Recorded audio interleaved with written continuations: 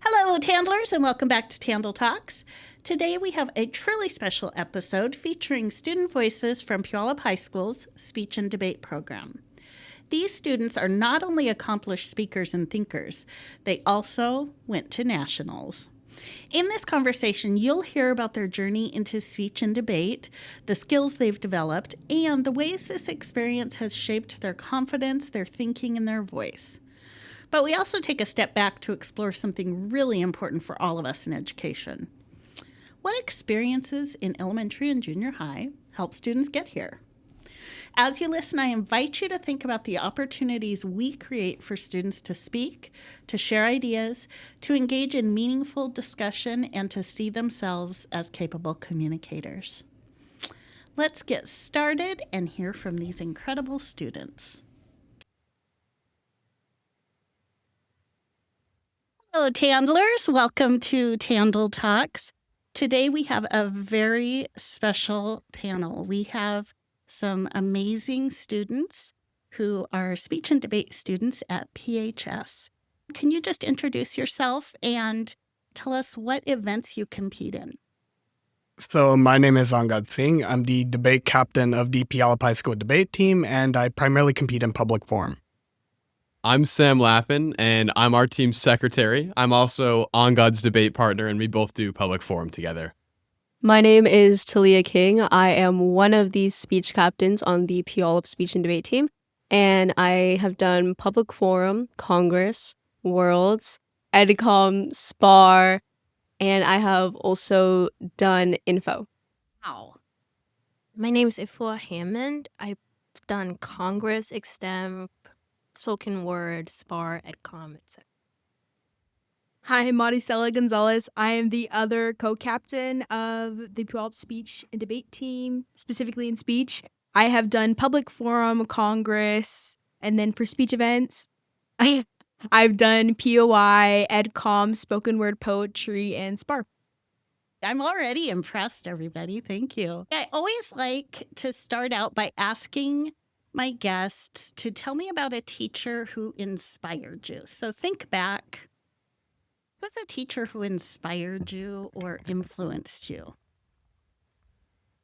I feel like the teacher that had inspired me would probably fast track all the way to, I believe, my 9th grade year of Calais Junior High. And I would primarily say it was my social studies teacher, Mr. White, who told me that I should probably join a public speaking course. And to be honest, that's primarily where the direction I wanted to head was. And he really started that path of government and politics and really just public speaking all for me. Love it. I'd say the teacher that definitely comes to mind is my 4th grade teacher, Miss Arnett. She really inspired me to do Quest. So when I was in 4th grade, I think I heard it almost every single day, and that's what inspired me to do Quest. And then I did Page. Because I did Page with all of my friends, then I did all of the AP classes I've done now. So I think at the end of high school, I will have done 14 AP classes. And so genuinely, my 4th grade teacher changed the trajectory of my entire life. And so I know I'll be seeing her at my grad party in a couple weeks. That's so cool. I think the teacher that probably inspired me the most is in high school, probably Mr. Limerick. He is my AP Gov teacher and he was my A Push teacher. And he's just really funny and he listens to me and he directs me in like things that I want, but also Miss Sherry as well because I've done debate and she also listens to me and helps me. So both of those teachers are what inspires me. I think the teacher that inspired me the most was also Mr. Limerick, my AP Gov teacher, because he helped me through like a lot of hard times that I was going through in my junior year. And he also suggested that I join debate, which started my debate journey for me. I think the teacher that inspired me the most was Miss Sherry. She's not only my coach, but she's really the only teacher that I felt has pushed me towards my goals and really challenged me, which is kind of hard because I've been to a lot of different schools and met a lot of different teachers. but no one's as direct as her, so I would say Miss Sherry. I'm hearing some common themes. I'm hearing relationships are important to you. And then I'm hearing high expectations and encouraging you to go a little further than you thought you could. Those are two things that I'm hearing across all of your stories. Is that? Yeah, I Yes. think so. Yeah. I love asking that question because everybody has teachers who impact them. It's just that reminder to all of our teachers who are listening out there that what they do makes a difference every day, that the work they do in their classroom matters and they change the trajectory of lives. So tell me, how did you first get involved in speech and debate? It sounds like for some of you, Mr. Limerick was an influence. So, as I basically stated earlier, I had a teacher, Mr. White, who was my, I believe, ninth grade social studies teacher. And he basically told me that I should pursue speech and debate because of my interest in politics and history. From that moment, I began to ask myself whether or not I wanted to pursue that because I realized that when it comes to your college application, what do I want to convey to the college that I applied to and what do I want to become in the future? And ultimately, I decided that I want to pursue politics and law. And so I asked my counselor about the speech and debate program at Puyallup High School, and that's what got me signed up for the class. I'd say for me, there was kind of three main reasons. The first was when I was little, my older brother, his name's Raymond, he did speech and debate. I would have been around like fourth, fifth, and sixth grade. And so seeing him do it, and he got to do a lot of cool things. So go on trips, like genuinely go around the country. That kind of motivated me. The second thing was kind of like On God was talking about. For colleges, it looks really good. And so obviously there's the time commitment because debate is a huge time commitment. But more than that, it's you're learning really useful skills. And so I know Miss Sherry talks about it almost every year, but I always remember it. It's that of the extracurricular activities for when college admissions counselors are looking, debate is one of the highest rated ones. And the third one is I really just care about it. So for a long time, I've always been interested in politics and current events, and debate allows you to not only explore that, but you get to actually discuss it. You have to learn both sides of the issue. So you get to learn a lot about current events. Probably not as good of reasons as On God and Sam, but my reason was my mom wanted me to do an extracurricular and not just sit around the house doing nothing, even though I wanted to. And I didn't want to do sports and I didn't want to join a club or anything like that. So the next option, which was a class that I could just take for credit, was debate. But like Sam's third reason, I genuinely just really like debating. And so it was just easy. My mom wants me to do something. I like doing this. So I'll just do that to like help her out, I guess. For me, I've always been in public speaking events. So throughout elementary school, middle school, and high school, I've always done some sort of public speaking or board representation. So for me, it was kind of a no-brainer, but also my parents, they say I'm a fantastic arguer. And I guess they wanted me to let that out somehow. But I do think that we gain a different perspective when we do speech and debate. And I think having both sides to a debate really enlightened me in ways that other events couldn't. Right. This team has qualified for nationals. Is that what I understand? Yeah. What does that mean to you to qualify for nationals? To me, I guess it's just making my coaches proud. I have two wonderful individuals, Miss Sherry and Mr. Greg Stevens, who have guided me my whole way through debate. I remember my earliest memories of debate was just staying after school for more labs than I was required to, and just listening to all the various senior perspectives and also coach perspectives, because I originally genuinely cared about my debate performance, and I wanted to improve quickly, and I wanted to be more competitive as a competitor in debate. So I guess what it means to me is just making my coaches proud and finally achieving what they have worked me to become. There's two things, like our captain On God said, definitely making Miss Sherry and Greg proud was definitely something super cool. But I think going to nationals, the group of people going to nationals this year is all seniors. And so I think it really represents all of the hard work. And like I said earlier, all the hours that we've put in over the last 3 years. So similar to them, except for me, it's just mainly Miss Sherry because Greg doesn't really work with me on speech things because I'm going for POI. So mainly Miss Sherry, I want to make her proud and things like that. But for me, it feels like a full circle moment because I've gone to nationals the past 3 years. So I've gone every year of my high school career. And so to start off going to nationals as a sophomore and then going my junior year and my senior year, it kind of just feels like full circle, if that makes sense. And so I'm just really happy I get to go a third time again. And yeah, and also just to make myself proud. I'm really proud of myself for going all 3 years. Absolutely. For me, it kind of symbolizes like a form of self-identity and self-realization because this was my first year doing debate. And so qualifying for nationals kind of just made me realize that I can do anything that I set to. And I agree with everyone. What skills have you developed through speech and debate that help you in other classes? I think, especially for me, one of the better abilities I've generally learned in speech and debate was how to research very intensively and how to synthesize through a bunch of material in a very short time frame. And that's helped me in numerous courses like AP seminar, like AP research, but it's also just helped me become more informed in general. Prior to my 10th grade year, I'll just believe whatever news article that was provided to me, but I never actually considered the other perspectives on a similar issue. However, after doing debate, I realized that you kind of have to see all aspects of an issue, so I began looking more intensively to get a full picture of the total situation at hand. I think being able to learn that truly there is multiple sides to every issue, even if at first you think it seems super cut and dry. But the two other things that I think are super helpful is, as you might be able to guess, one, speaking, and two, arguing. So first, for speaking, I've just been very comfortable ever since doing debate, doing presentations in class. And so when I was talking with Sherry about this podcast earlier, one of the things she told me was, a lot of people are super afraid of presentations, and there's this thing in school. It's like, oh, you're going to have this big presentation. It's this big, scary thing. As an example, just last week for my environmental science class, we had to do a presentation. Everyone was talking about, oh, how am I going to present? How am I going to not be nervous? All of these things. And for me, and I'm sure what would happen for everyone else in this room, it wasn't really an issue. And the second thing is just on arguing and being able to come up with an argument really quickly and being able to put it into words has been super helpful, especially in a lot of AP classes where there's a lot of timed writes. So in AP Lit, for example, being able to read an article, come up with clear reasons why I think something, and then actually write that in a quick amount of time is definitely something I learned through debate, and it's super helpful for all of high school. I agree with both of them, but I think that the main thing that's helped me with is like analyzing things because similar to On God, debate just kind of forces you to look at both perspectives of an issue and then take a side, or like for public forum, debate both sides. And so I think that it's helped me analyze issues more and helps me look at both perspectives. But then it's also helped me with patience because in debate, sometimes people can be really just like dumb.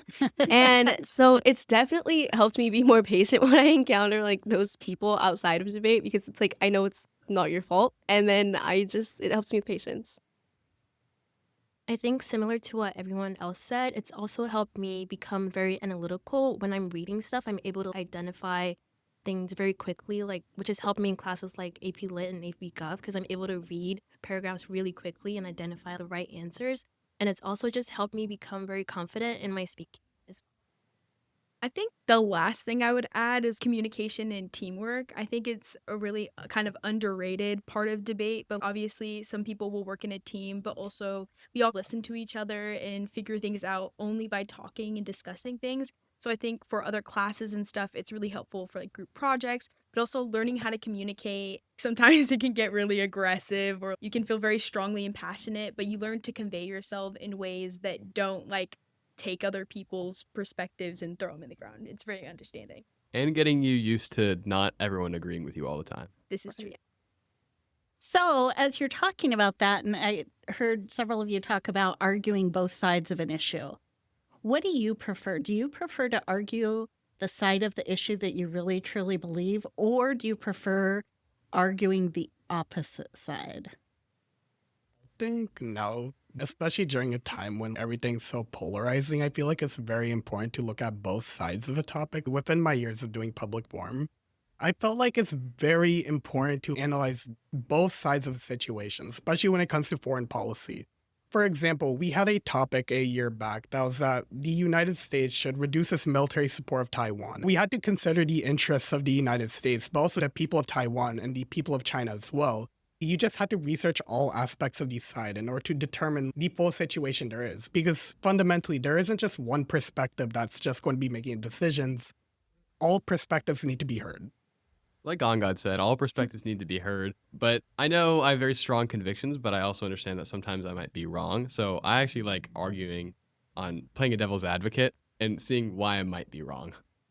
Contrary to both of them, I honestly prefer to argue what I believe in, but with debate topics, I often don't have an opinion on them because like on God said, it's like policy stuff, things like that, international laws or whatever. And so I don't feel very strongly about them. So when I start going into a topic and when I start researching and all this, I prefer to argue the side that I feel most comfortable with. It's not necessarily what I agree with or don't agree with, but what I feel most comfortable arguing with based on the evidence that I have. So, as someone who did Congress, I usually prefer to argue stuff that I personally believe in because it usually comes to more topics that are like more politically polarized. So, I usually prefer to argue something that I believe in. But after doing research, there's sometimes things that I feel I can go the other way and argue. Just like Sam, I like playing devil's advocate. I think it's fun and gives you a better perspective of the whole topic if you go on a side you don't understand, because I think it takes more understanding and more research to fully develop an argument, especially when you're not passionate about it. You also talked about how some people struggle with public speaking, and clearly none of you struggle with that, at least not today. Have you always felt comfortable talking in front of people? No, I feel like it's kind of a skill I honed. I remember sophomore year, 10th grade me, when I had to give my first debate. I still remember it very well. It was basically about whether or not standardized testing is beneficial, and there was an in-class debate, and we all were on different sides of the topic. I remember being nervous. I did not want to show up to school the day before it, but then I realized that I want this, and I want to push myself to be able to achieve that dream of public speaking to eventually become a government official. And so ultimately, I just pushed myself into doing it. I ultimately had to get over my fear of public speaking if I wanted to achieve my goals in the future. And that's what really made me strive to do it. I definitely wouldn't say I was always good at public speaking. Back when I went to Brulette, when you were the principal. Go Bobcats. Yeah, exactly. Go Bobcats. I had come into the office with my mom when she would volunteer before I was actually a student, and all the office ladies, they'd always say hi to me, and I'd be so afraid to talk. I would just stare. I wouldn't even smile at them. I would just stare at them. So I definitely not always been good at public speaking, but I think over time I got better at it, and then I think doing debate allowed me to really practice that. And one of the things is people are so afraid of public speaking. One thing Miss Sherry tells her students every year is people are more afraid of public speaking than they are of dying, which is, to me, crazy. But it's allowed me to get really good at public speaking and be less afraid of it. Again, contrary to Angad and Sam, I've just never been afraid of public speaking. And I think that's because I've basically grown up in a big family. I've always had a large group of friends and stuff like that. And so I've just always been talking. I don't shut up. And so public speaking, especially when I started debate, it just came easy to me. But also I think another reason why public speaking was always so easy to me and why it became easier after I started debate was because just genuinely nobody cares enough to remember if you messed up or if you said something wrong, if you mispronounced a word. Nobody's going to make fun of you if you say something wrong. And I think realizing that also helped me stop being afraid, which I wasn't, but it made me less nervous of public speaking because just nobody cares enough to notice. And if they do, they're just kind of odd. Like a year ago today, I was very low on self-confidence. I was so scared to even answer questions during class. I think joining debate changed that for me completely because it changed my perspective when I'm speaking publicly from trying to focus on how people are judging me to trying to focus on how I can present myself in the best way and sound sophisticated and make people believe what I'm saying. And so I think debate actually helped me gain public speaking skills.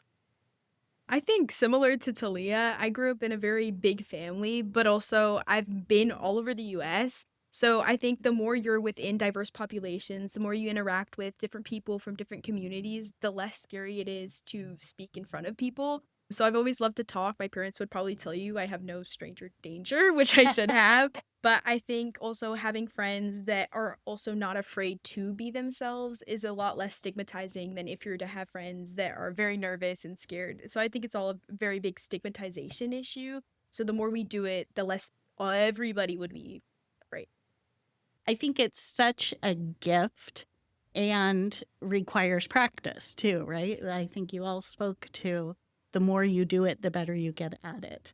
I would agree that people are often really afraid of public speaking. Sometimes still when I'm delivering professional learning to grown-ups, it makes me a little nervous. So the more I do it, the better I get at it.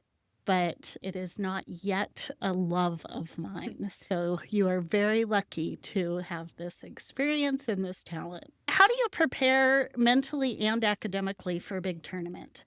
There's kind of two ways. First of all, in order to be comfortable, you have to be prepared beyond the minimum requirement. So usually before a tournament, I'd often have about 30 whole pages of Word documents worth of evidence accumulated. I'd have another 4 pages of my cases that I'm going to read in round, and I have more pages of blocks that me and Sam Lappin both worked on. And I feel like it's just over preparation that's going to help you be ready for the tournament mentally. And I feel like to actually be ready for the tournament, you have to be able to run through the cases and be able to constantly practice. I received this piece of advice from my coach, Greg Stevens. He basically told me that you can be a debater and you could be good at it, but if you truly want to be a great debater within our current local circuit, you have to do speech reruns and you have to do them consistently and really just practice speaking. And that gets you in the mindset of being able to go into round and give a good speech almost every single time off memory. I'd say you really just have to be prepared. I'm sure we've all had that one feeling where you're in a round and they say something, your opponent says something you really were not expecting them to say, and now you have to kind of prepare for it on the fly, which is never an amazing feeling. So I think it really just comes down to being prepared. I really want to know what they're going to say on both sides and what I'm going to say to that, more importantly. Honestly, academically, this is probably not going to be very popular with teachers. I just don't do any work in class and I focus on debate. I do casework, I do blogs. I read Angad is basically my sources for everything because he does all of our research essentially. And so I'll go through that and I'll create blogs from that, or I'll put it in case. They're not very popular with teachers, but it helps me just really focus on what I need to focus on and get me mentally prepared, because then I feel more comfortable with what I'm debating, and it just makes me feel better about going into a tournament rather than having done nothing the day before and then going to a debate tournament. I like to be prepared that way. So academically, in Congress, it's easier to just try to do basic preparation, like making sure you have some evidence accumulated for each bill, but then it's very easy to also adapt during rounds and stuff. So before tournaments, I usually focus on the mental preparation, which is like making sure I get enough sleep, doing my face masks before bed, and just making sure I have enough snacks packed and stuff, because for me, being mentally rested is the most important part for me during the tournament. Very true. I think contrary to popular belief, when you're publicly speaking, it's not bad to be nervous. So I think, especially when you're doing, I guess, very like socially big concepts like being Dora or acting like Dora can be like very daunting. I think separating myself and creating a character is one of the things that's been most helpful, but also realizing that what you're doing is going to make somebody laugh and getting used to being nervous really helps you to just go out and do it. So that's kind of what I do to prep, is separate myself. And the days are very long, so also a big breakfast. Right. Why do you think programs like speech and debate are important in our schools? I feel like when it comes to our school allowing students to just be able to voice their opinions and publicly speak is of the utmost importance. When we are in school, we're all really socializing in a small collective group. We all have that one group of friends we always go to every single day and talk to. But I feel like speech and debate opens you up to a broader form of, I feel like, being an extrovert rather than being enclosed within your friend group. It gives you the ability to go out and reach out to other individuals and talk with them, which I feel like is important for a college setting where you have to interact with other adults in the room. You may not agree with their opinions, but you have to listen to them and hear them out at the end of the day. And you just have to connect with different people, hear different opinions. And I feel like when it comes to speech and debate, teaching that very unique subset of skills, I feel like is very important. The only other classes I could think of that could possibly fit the gap that if speech and debate were to be gone, I feel like the only class that would really fill it would be like AP seminar or AP research, because you have to do presentations and work with other people in them. Yeah, I feel like even in those classes, they aren't as intensive about public speaking as debate, because oftentimes many kids don't really prep for the group project, or they're just not confident enough because there isn't enough practice or there isn't enough opportunities to connect and really build up the skill.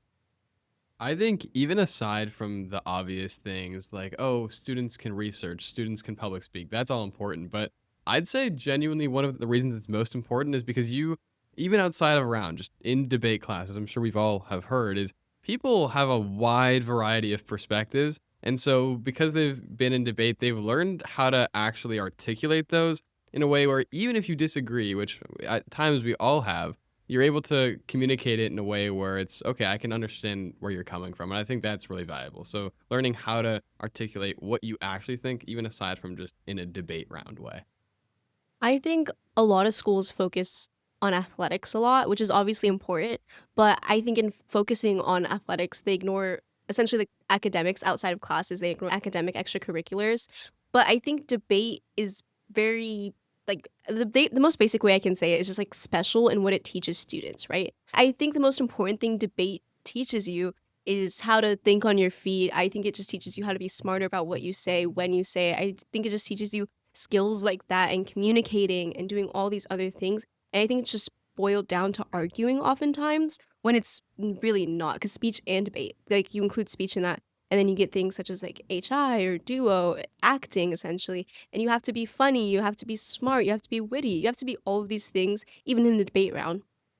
And I think it just being multifaceted like that, I think it's just amazing. And I think it goes ignored way too often. And honestly, it's simply why it's so important to schools. It teaches students a lot of things that I think are ignored. Even in a regular debate round, it helps to be funny. Yes. I think one of the most important things that debate gives students is a sense of community, because being in debate, I've made a lot of friends, both from my school and from other tournaments. And I think it just really teaches you how to just talk to people without being so scared. And so I think that's a very important skill that many students need from debate. I think on the topic of wittiness or having to be funny, I think it also helps in debate, like Talia said. I know we've had rounds where it's kind of like we've done some pretty crazy things. Like a judge will be like, do jazz hands or make a 90s hip hop reference. And Talia and I will be like scribbling on our notepads, and we've gotten pretty great speaker points because of it. So it's not just about arguing, but it's also about expressing yourself and finding solutions that you might not find easy to understand from other sides. But I also think it helps with being funny and being witty and just making sure people are engaged. In your opinion, what do students need to know and be able to do before entering high school in order to be successful in speech and debate? Read. I think the biggest thing I could think about is our literacy rates. Being able to read or have an open mind is, I think, something that's really important for students everywhere. I think having an open mind is probably the biggest thing, is it makes people nervous. I think that is a good precursor. Obviously, I'd say the only skill you need is really be able to have an open mind. I think the cool thing about debate is everything else can be taught. For example, in a sport like basketball, it helps to be tall. And I guess in debate it helps to be funny, but that can also be learned. But for debate, you can really learn how to do any of it. There's nothing that you have to be born with some natural ability. And so I think really just having an open mind, and you'll have 3 years and you can learn the rest. I feel like the main thing here is just commit to the bit. I feel like that when it comes to debate, especially for many of the sophomores, they find it troubling to find time to do the activity and just really commit time to it. And oftentimes what we see is that those students usually, unfortunately, don't end up continuing on in their public speaking journey.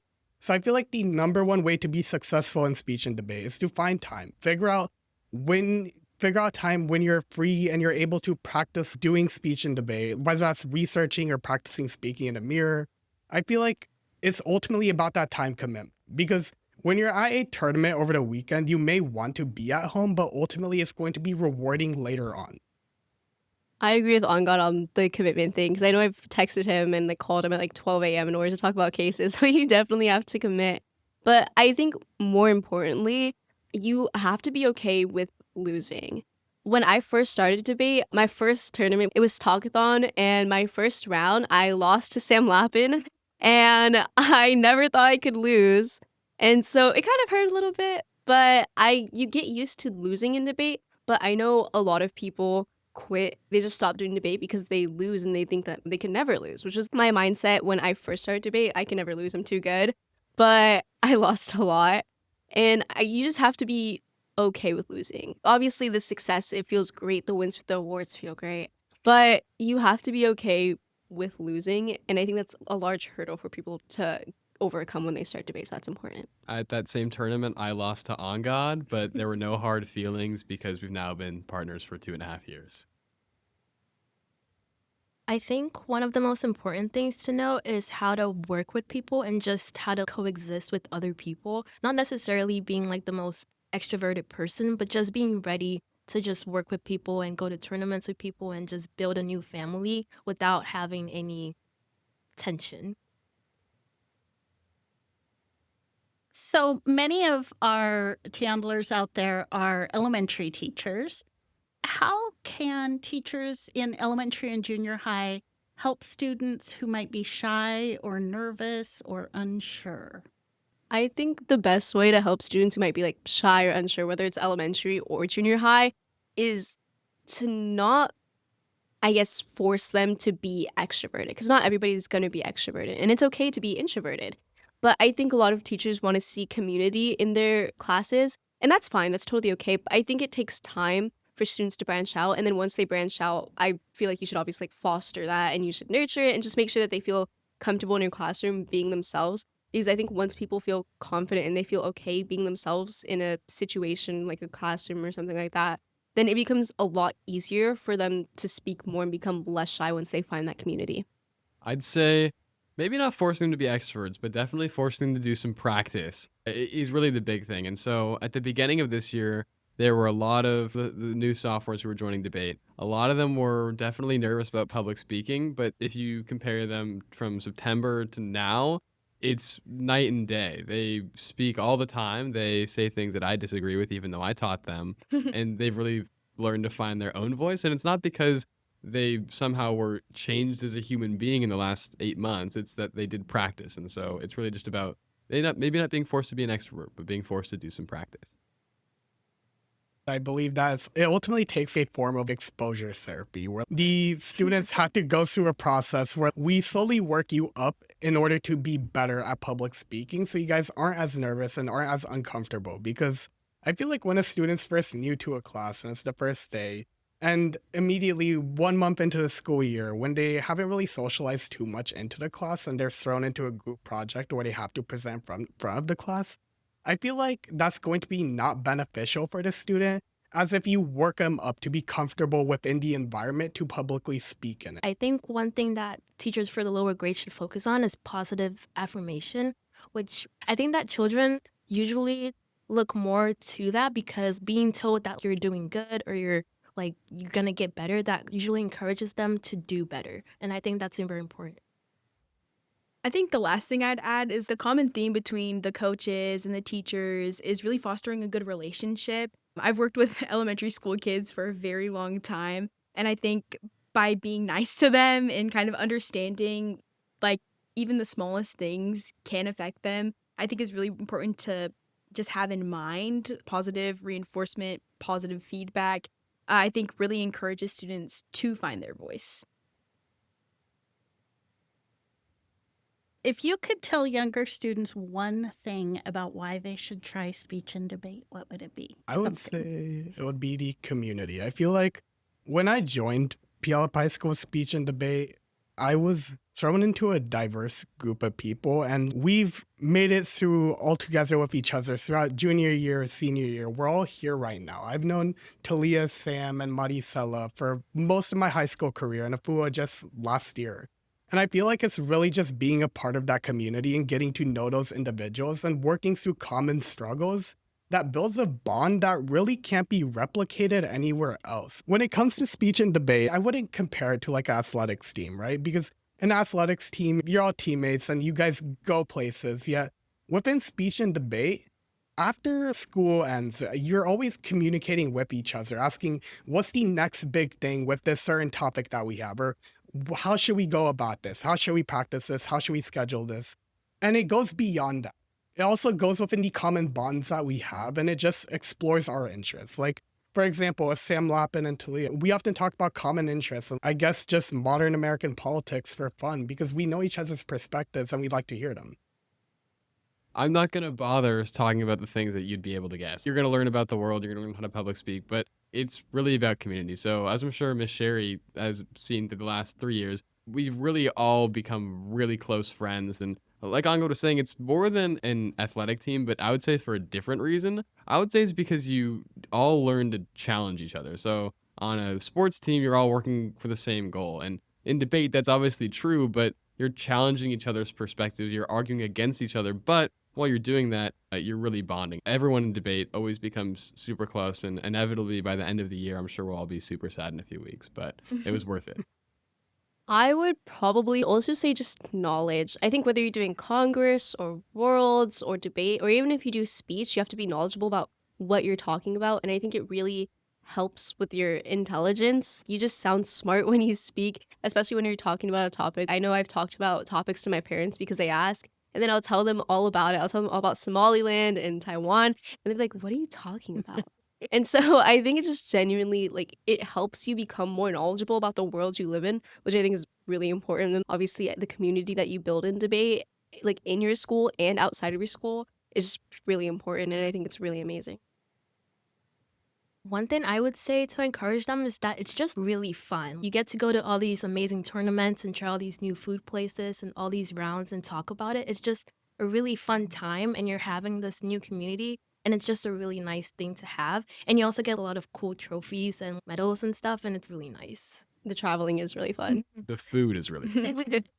I think also expressing yourself is really fun as well. I think one thing that I would tell other students is, or younger students rather, is that you get to express yourself. So in spaces where you might not feel you can say something, debate is an outlet for that, or speech is an outlet for that. And it's really fun. There are things I never imagined myself doing, like pretending to be Dora for grown adults. It really pushes you to express yourself in ways you didn't think you could. I think as a really good example of that, just a couple weeks ago, I went to a city council meeting for a civic observation assignment for Gov. And while I was there, they were doing the public comment period. And I just said, well, why don't I speak? Everyone else is doing well. There's no reason I can't do it. And so, like Maricela said, it just makes you do things you wouldn't otherwise do just because you get comfortable speaking and you get comfortable sharing your perspective. So, what's your favorite place that you've ever traveled for a tournament? I think Harvard was cool just because it was Harvard. Oh, But yeah. I will say in California, they had some of the best cookies and some of the best food ever in California. I think my favorite place, okay, I'll do my top two. I can't choose. My first favorite place, it has to be Boston, Harvard. It was snowing. It was really cool. It was like Wonderland. It was amazing. And the food was really good too. And we were across from this like grocery store, had the best apple cider ever. And then my second place, it has to be, this is going to be maybe unpopular, maybe weird, but it has to be Iowa. I've been there the last 2 years of debate for nationals. It has the best ice cream ever. It's oh my gosh, it's the best ice cream ever. That's why it's my favorite. And then it's just really sunny. I like to tan. It's amazing. I think my favorite was like Berkeley because it was like a good shift from the weather here in Washington. It was like really warm there, and it was just a really fun tournament. I also had amazing ice cream there, like Tulia said. But it was like this coconut ice cream is like really good. Yeah. And they had a lot of good food, and it was just a really fun time. The food was really good. I think obviously UC, Berkeley, and Harvard tournaments were really fun, but I think on a local level, we've gotten to go to Gonzaga our first year, and then our second year and third year, we've gone to UPS. So I think exploring the different colleges is really cool to me. I think at UPS, they have this kind of fossil thing going on, and it's really cool to just be able to go out and mingle. So a lot of different experiences. And UPS also has a campus cat that wanders around. They do. That's in my neighborhood. UPS is wow. right up the street from my house.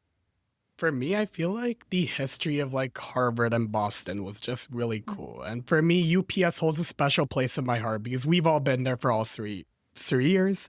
But I feel like my favorite was UC Berkeley. And it's for a really weird reason that all my teammates would probably make fun of me for. But it's because I admire Robert Oppenheimer's work. And it was really cool seeing the campus of UC Berkeley where he taught and lectured at. For our Tandlers who maybe don't remember and haven't seen the movie, tell us who Oppenheimer is. So Oppenheimer is basically the man who created the first atomic bomb, but then later on changed his opinions to advocate for non-nuclear armament. And I feel like I agree with most of those views. I applied them within numerous debates, and I just find it unique that a man can create such a, I guess, horrid weapon and yet have such a different perspective after creating it. But I also feel like it's just his advocacy for peace afterwards, after the realization of what he created. I thought Oppenheimer was a really interesting guy because when they were testing the atomic bomb, they thought there was a chance it would just blow up the atmosphere, but they did it anyways. So he was a risk taker. So, what are your plans after high school? Are you all seniors? Yeah. Yes. Okay, so you're reaching the end. What are your plans next? So I plan on going to the University of Washington and studying government policy because I wrote my college application essay on this. I wrote it about a chocolate bar and basically how earlier on when I was growing up, my family was on government food stamps. And I once tried to reach for a chocolate bar and yet my mom refused because again, we were on food stamps and we couldn't afford it. And I feel like that taught me the importance of government programs. And it means a lot to me when people are able to get their needs met through social programs that really benefit individuals. Because quite frankly, I was an individual growing up under those social programs. And when I see mayors like Zoran Mamdani expanding social programs for their citizens, I realize that I want to do the exact same thing. I want to ensure that the government works for the people. So I want to pursue a position in government in order to help give back to the people. I'll be going to American University in Washington, D.C. And I have a similar reason. So I have a visual impairment. And so it's really kind of taught me the importance of making sure everyone's values are considered. And so if you walk around, say Puyallup is a pretty good example. It's not the most walkable city. So people who don't drive and there's not a whole lot of public transportation either, their views aren't, you can see it in the architecture, aren't really taken into account. And so it's taught me the value of having everyone at the table in regards to decision making. So I'm super happy to be well, I'll leave my family. I'm sad about that, but I'm super happy to go to the place where all the decisions are made. I am going to be going to Lewis and Clark in Portland, Oregon.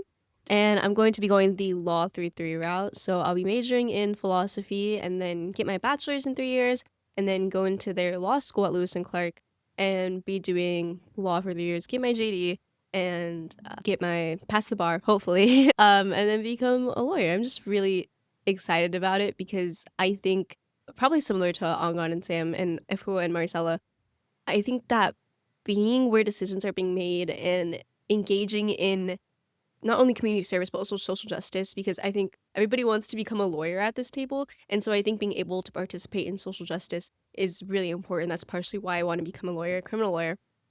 And so, yeah, I'm just really excited. I'm going to be on the debate team there. So I'm also super excited to be continuing my debate journey and doing that too. I'm going to be going to Western Washington University in Bellingham for my bachelor's and then University of San Francisco for my law degree. And I'm going to be going into law, be a senator, or be a UN lawyer, which is my end goal. God, I'm also going to the University of Washington. Specifically, I'm looking at going into law, but I kind of want to go a different route for my undergrad. I am looking at doing psychology or social sciences, specifically because I think it's really enlightening, but I also want to be a lawyer because it's intriguing and I've seen Legally Blonde a little too many times. But Same girl. I think the justice aspect that everybody shares here in providing a representation, I guess, of a place you haven't previously seen filled is really important to me, just as it is important to the rest of us. And I plan on doing a lot of programs like either mock trial or debate and speech again in college, hopefully, if I'm not overworked. I'm really excited. Great. Well, you 5 are an absolute inspiration, and the future of our country is bright with all of you getting ready to be in charge of the place. So thank you so much for being here at the TandL Clubhouse. Any last words for our Tandlers? You too can be cool if you do speech and debate. There you go. I'd say probably be nice to your teachers. Please raise more funding for speech and debate. Please create more programs for speech and debate. And please pursue some type of public speaking. Nice. All right. Thank you, everybody. Thank you. What an inspiring conversation. I am so struck by what these students reminded us, that voice, confidence, and critical thinking don't just show up in high school. They are built over time through intentional opportunities to speak, listen, reflect, and engage. For our elementary and junior high educators listening, their message is clear: creating space for every student to share ideas, take risks, and build confidence truly matters, and it lasts. To our student guests, thank you for sharing your stories, your insights, and your passion. We are so proud of you, and we can't wait to see what you do next. And to all of our TandLers out there, keep creating classrooms where every student finds their voice. Thanks for listening to TandL Talks.